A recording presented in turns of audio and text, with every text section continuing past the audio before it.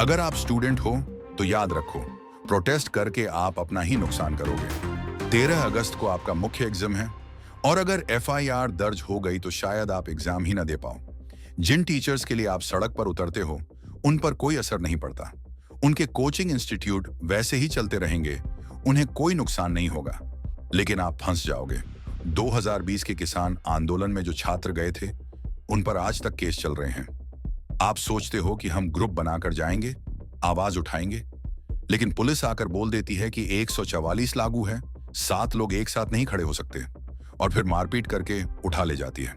आपके पास कुछ भी नहीं बचेगा और उनका सब कुछ सुरक्षित रहेगा। अब एसएससी की बात कर लेते हैं।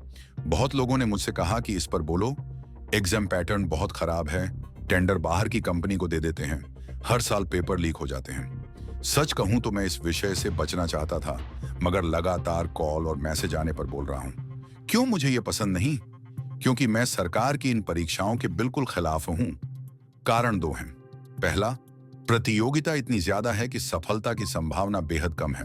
दूसरा, आप अपना पूरा करियर सरकार के भरोसे छोड़ देते हो, और जिस सरकार पर भरोसा ही नहीं है उसके हाथ में अपना भविष्य क्यों दोगे? जरा सोचिए, 1996 से 2003 के बीच पैदा हुए बच्चे आज ये परीक्षाएं दे रहे हैं। बचपन से ही उन्होंने बस सरकार की नाकामियां देखी हैं। कभी परीक्षा होती ही नहीं, होती है तो ठीक से कंडक्ट नहीं होती, रिजल्ट आता ही नहीं, आता है तो उसमें गड़बड़ी होती है, रिजल्ट सही आया तो वैकेंसी नहीं निकलती, वैकेंसी निकली तो ज्वाइनिंग नहीं मिलती। आप 3 से 4 साल पढ़ाई करके सब कुछ ऐसे सिस्टम के हवाले कर देते हो जिसे आज तक परीक्षा लेना ढंग से नहीं आया। एसएससी की पहली परीक्षा 1787 में हुई थी। अब 2025 है, पूरे 48 साल हो गए, मगर सिस्टम आज भी सुधरा नहीं। हर साल कम से कम 3 से 4 एग्जाम पेपर लीक या कैंसिल हो जाते हैं। 2020 में एक बच्चा जेईई मेंस में टॉपर घोषित हुआ, जबकि उसने खुद परीक्षा दी ही नहीं, उसकी जगह प्रॉक्सी बैठा था।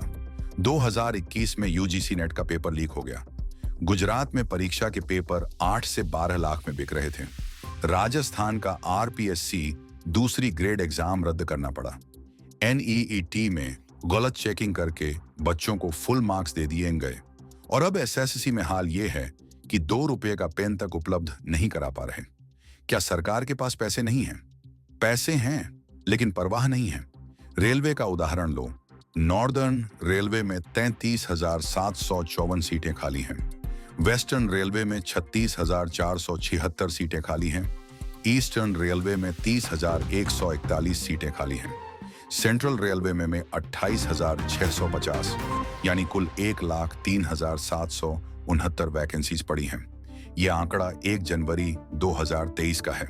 इतने समय में और लोग रिटायर हो गए तो संख्या और बढ़ गई।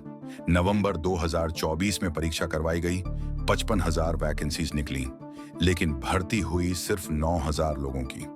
बाकियों को 2026 तक पूरा करने का टारगेट है। मतलब 3 साल लगाकर भी आधे पद भर नहीं पा रहे।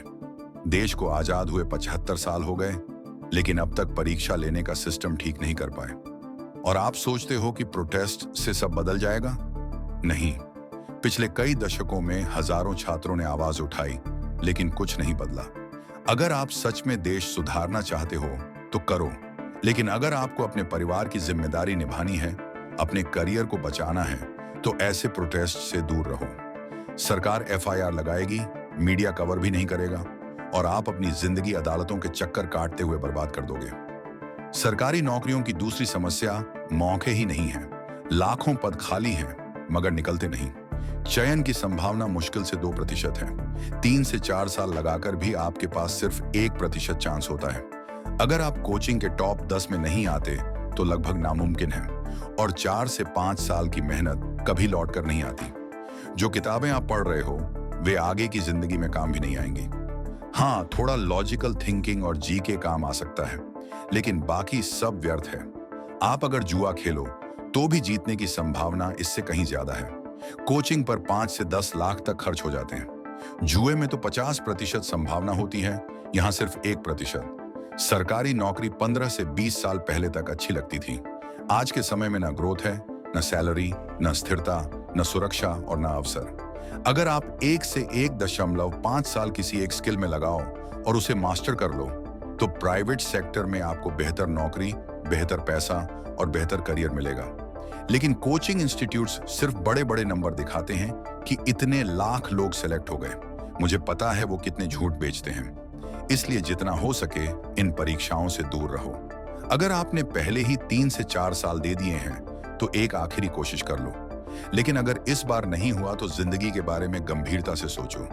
समय बर्बाद मत करो, क्योंकि जिंदगी के सबसे अच्छे साल दोबारा कभी नहीं आते।